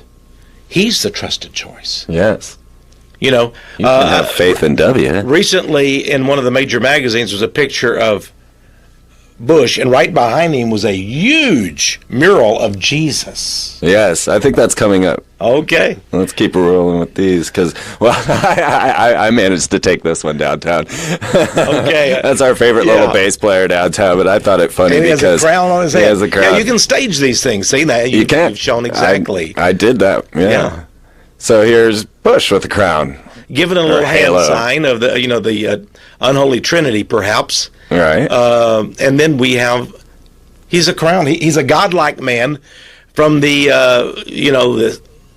Olympia. Oh, yeah. I mean, he's... Yeah, keep going. And the Pope with horns? Now, that one I think was just a lucky shot. Yeah, well, it could be, yeah. Maybe somebody saw it. After they take the shots, though, That's remember, true. In these magazines, they have art committees, right. Photographic committees. They choose photos, especially on the covers of magazines. A whole committee sits and says, what are we going to have this week on the cover of our magazine? So even though this was a lucky shot, perhaps, it was chosen for inclusion. A little sign there. Right. Very good point. So this was just a representation of the halo, and then go to the next shot. And, there we have the God-man with a halo, the sun halo, the sun god of America. Yes. Looking very somber and very... like a deity. Now, he just is right now trying to pass a bill saying that Wicca is not an acceptable religion in the military. Oh, really? Yeah, they just now, actually the pastors in the military, I meant to bring this article with me, but the pastors in the military actually have a code in their books saying, well, yeah, they can practice their Wicca. Their handbook. Mm-hmm. And they sit over and watch it, but now George Bush is saying, well, I don't think Wicca is really a form of religion and can't be allowed in the military.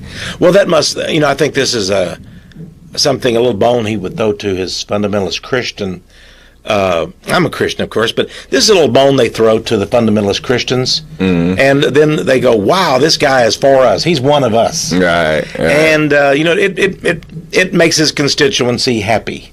Yes. And that's it. Yes. And that's it. But the fact that he is into witchcraft himself, Yeah. and a member of the Order in Skull and Bones makes a mockery that he really would oppose witchcraft. That's just plain simple. Yeah, I mean, he does witchcraft. Go ahead and keep rolling with that. They absolutely practice witchcraft. Open ritual, doing it right there at the temple in the tomb, as we were talking about last time we were together. Doing these rituals where they recount their sexual acts, and yeah, they're absolutely practicing magic. Now, I don't think that's George. Is that not George? I haven't seen a photo exactly like that recently. He looks awful like it. Go to the next shot. Although Time Magazine had Clinton. Yeah, I think that's the same guy. Oh, yes. Okay, we say... I think that was the same guy. Now, some people would say that's the UT symbol, but of course, that's an impossibility because of the thumb sticking out. That's not UT. It's not University of Texas Longhorn symbol at all. Not to mention all the ones we went through last time showing many of these people are not UT people at all. No, there's our gal. Yeah, giving the old... and by the way, some of the surfers use this sort of they call this the hang loose thing. Hang loose, but it can also be used as a satanic. There's a lot of confusion in this area. Yes. Over that symbol, the El Diablo, or the horn god Satan. Now, here are just some humorous shots I found. I'm not exactly sure what's going on here. We don't know. That's a terrible shot. I think that's a Skull and Bones ritual being enacted in front of us. Isn't it interesting they would put this in a magazine? Yeah. Or what are they telling us? It's disgusting in a way, but what are they trying to tell us? I don't know. There. And yet there are many rumors out about George W. Bush being bisexual.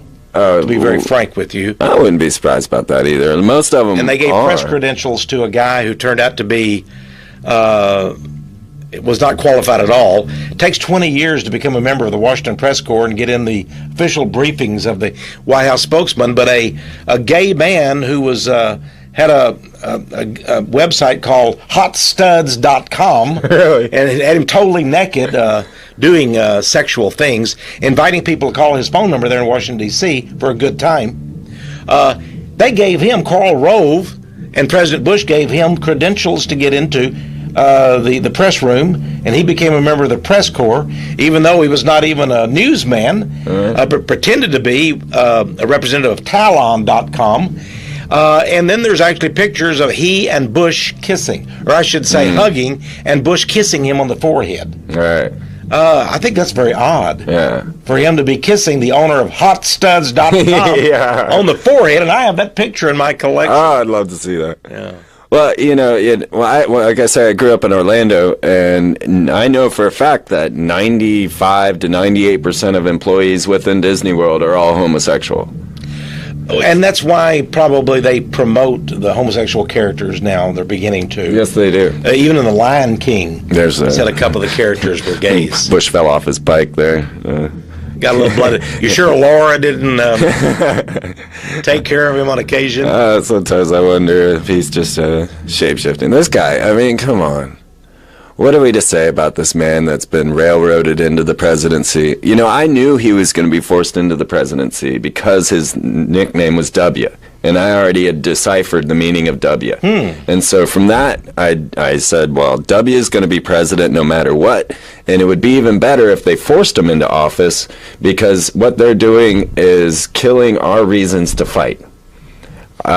They discredited Bill Clinton with the whole Monica Lewinsky thing, even bringing up the cigar, which they would have never done any time prior. We were supposed to lose faith in the man, the president. We weren't supposed to have any faith in our president. That's why they put him in there. I see what you mean. So they degraded the office of the presidency. And then railroading. Bill Clinton had to be part of that. Yes. Because he himself, it's interesting, at the very height of the Monica Lewinsky, and now we do know, by the way, even Netanyahu and Falwell has come out that they sort of plotted the Lewinsky thing. She was a Israeli Mossad operative. Really? And they plotted this out. Well, they knew he was a coke-snorting womanizer. I mean, and they put her in the White House and gave her a thong and said, let the president see. Work late and let the president see it. I have a picture of her and her mother visiting Jerusalem and giving Masonic their signs that you can see. Yeah, so they had to even practice these things. I don't know, to go over there and get favor from their gods, the Kabbalistic gods. Right. Lewinsky, of course, is Jewish. Uh-huh. Did you know that they called her in the press, the Jewish press, called her another Esther? Really? Yeah. Clinton evidently was not giving Israel everything that they wanted. And he and Netanyahu had a lot of arguments over this. And so they decided to disgrace him. Well, that brings up a question for me. Now, let's move to today. And we've got this whole Israel connection, and we see it constantly, blatantly in front of us. And what's going on right now in the world with Iran and the Israel. Yeah, I'm pretty certain that America is going to back Israel, as we always do, and that the Soviet Union will back Iran.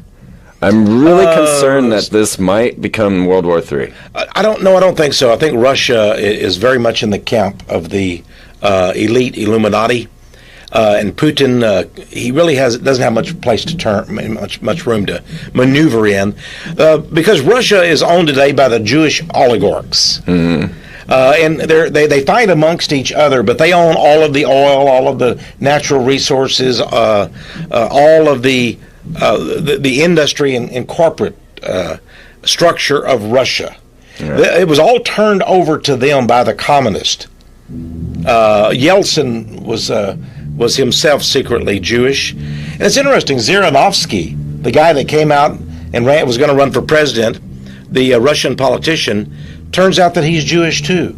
But he's the guy that railed against the Jews. Right. So you see, they have both sides, and they bring in the Hegelian dialectic. This is why they have the two towers, the two columns, the black and white checkered floor. All of these are symbols, even the double-headed eagle. Now, Putin, at a press conference, he was criticized by some of the members of the Western press. He said, if you don't like the way I run the presidency here in Russia, we'll just give you a circumcision and send you home. That was Putin's statement. We'll give you a circumcision. How much more Jewish could a statement be? Right. I've never had anybody threaten me with a circumcision. Right. That's an incredible statement. Maybe he was railing against some Gentile newsmen. I don't know what he was saying, but I have that statement in that press release in my files. So, but they create the illusion of differences. Right. That was. But I don't think at all that there's a problem there. What happened in Iraq? Russia said, "Oh no, don't go in there. You know, Saddam Hussein is our client, our friend. We went in anyway." And what did Russia do? Nothing. Right. We went in Afghanistan. So I think that the Russians are pretty putrid right now. They don't have the capability. They are controlled by the same Jewish elite. Right. Well, I expect Third World War to be set up. I got this little quote here from... Well, I believe that. I believe it could be a religious war, though, and it's already begun, perhaps, with Iraq and Afghanistan, the Muslims. Go ahead. I'm sorry. Well, no, it's fine. This was just a little something that Albert Pike had said, that he wanted to foment the Third World War by... between the Zionists and the Arabs. And then he says, the conflict, World War III, was planned to spread worldwide. The Illuminati, said the letter, which was written back in 1871, planned to unleash the nihilists and the atheists and provoke a formidable social cataclysm which in all its horror will show clearly the turmoil. Then everywhere the citizens obliged to defend themselves against the world delusioned with Christianity, whose deistic spirits will from that moment be without direction, anxious for an ideal, but without knowing where to render its adoration, will receive the true light through the universal manifestation of the pure doctrine of Lucifer. Now, this was his statement on World War III back in 1871. All right, so he said we're going to have 3 world wars in succession. Right. The last one, said Pike. Now remember, he's the greatest man of all secret societies. Right. The former sovereign Grand Commander of Scottish Rite Freemasonry. He designed their 33 rituals, for example. And we have already shown his classic textbook. His tomb is literally in Washington, D.C., at the international headquarters in that building. Yes. She told me it was haunted. Yeah, the House of the Temple. Yeah, we discussed that the last time we met. Now, the third war, as you read, they said, would culminate. It would be a religious war. Mm.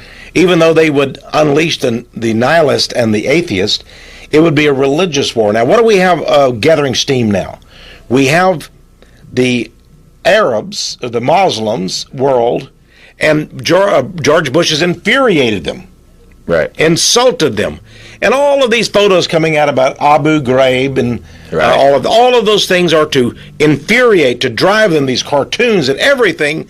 And we're killing these people indiscriminately over there, murdering them.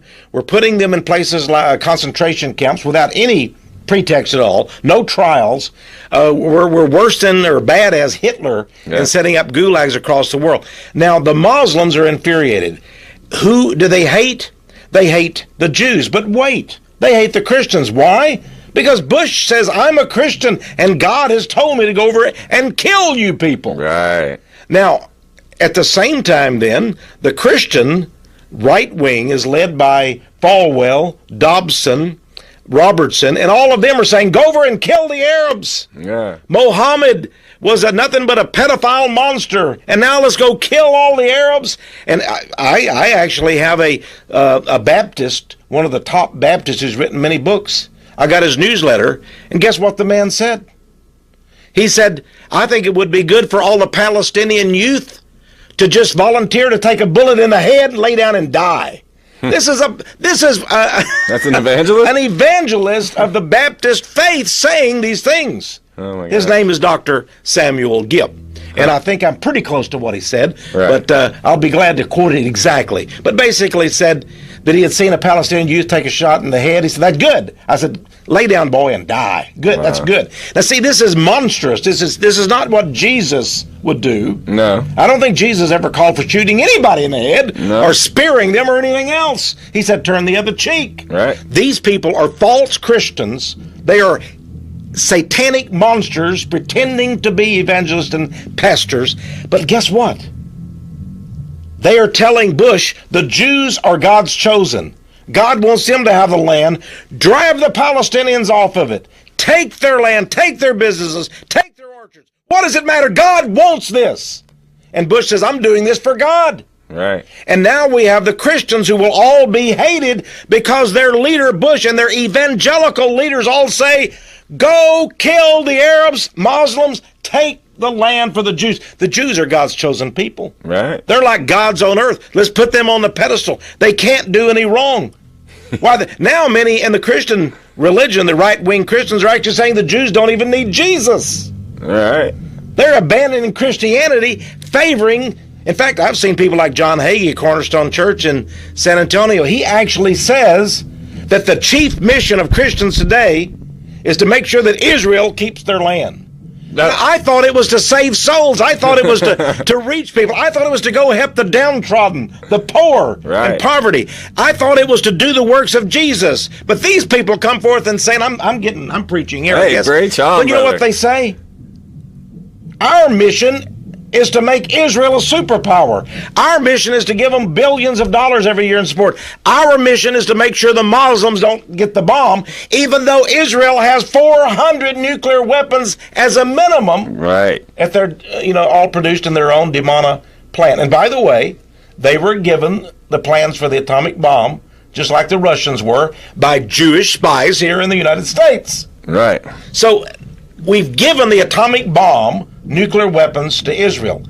How would you feel if you were Iranian, you were Syrian, you were a Muslim sitting over in Libya, knowing that people who hate you, who say they're superior to you racially, sitting in Israel, have 400 nuclear bombs, and they have aircraft that can deliver the bombs, and they have nuclear submarines that can shoot missiles with bombs and kill you instantly. And I have a quote from a Hebrew professor at Hebrew University, I should say, Jewish, who says, if the Europeans don't do what we say, we'll nuke them too. We can topple the capitals of Europe with our nuclear bombs.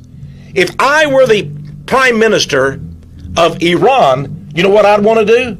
Develop a nuclear bomb. Right. He has said over and over, this prime minister of Iran, I'm not trying to favor the guy.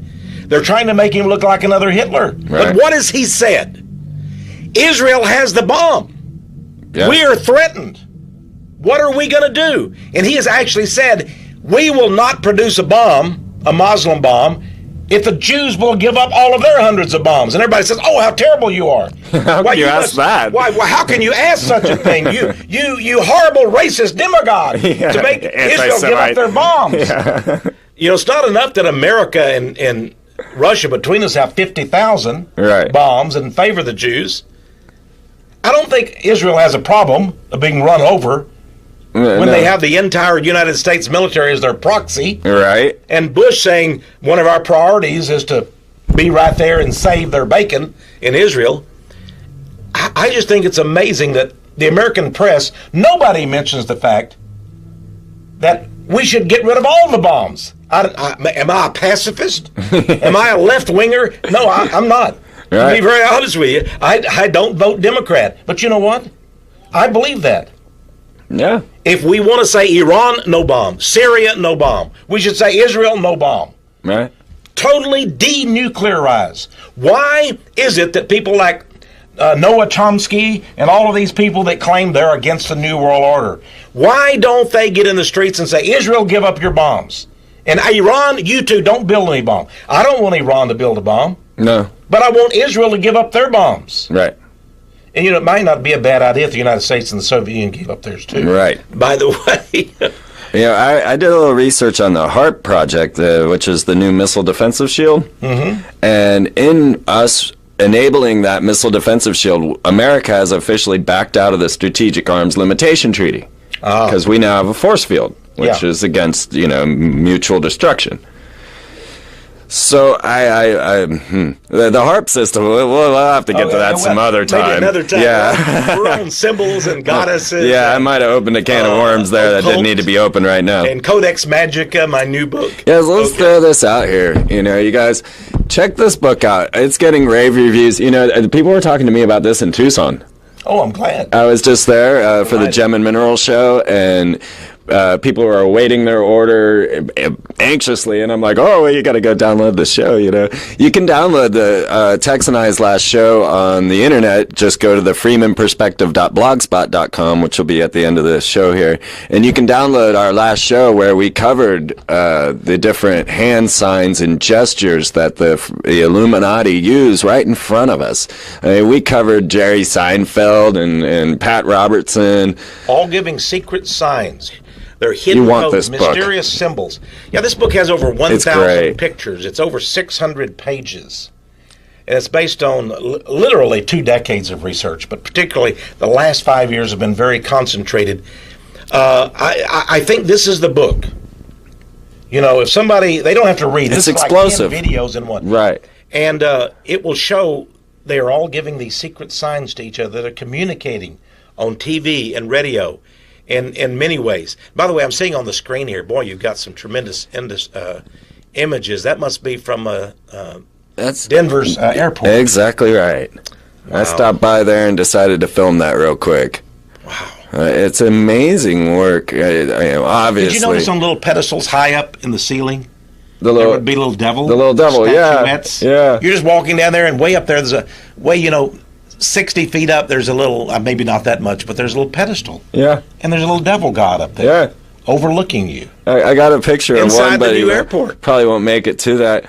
There was one sitting in the luggage area in the airport, and it's sitting in a suitcase. It's a little devil sitting there in the suitcase. Yes, I remember that. I couldn't believe it.